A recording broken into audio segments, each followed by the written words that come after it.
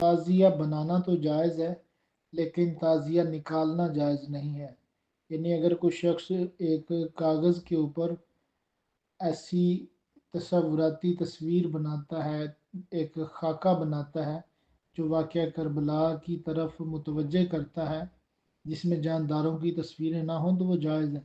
یا کوئی شخص کسی بھی دھات کے ذریعے سے کوئی ایسا ماڈل بناتا ہے جو کہ واقعہ کربلا کی یاد دلائے، جس میں جانداروں کی تصویریں نہ ہوں تو وہ جائز ہے۔ لیکن اس ماڈل کو لے کر ہجوم کی شکل میں گھروں سے نکلنا اور لوگوں کو اس کے پیچھے چلانا، یہ چونکہ روافظ کا شعار ہے لہٰذا یہ حرام ہے، اس کی اہل سنت کے ہاں اجازت نہیں ہے۔ اور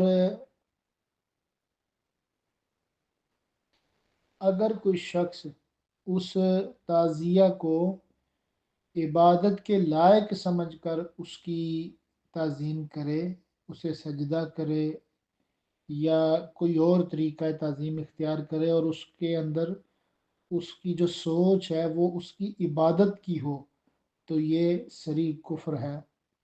لیکن ہم بلا دلیل، بغیر پوچھے، کسی کی نیت پر مطلع ہوئے بغیر اس پہ ایسا حکم نہیں لگا سکتے۔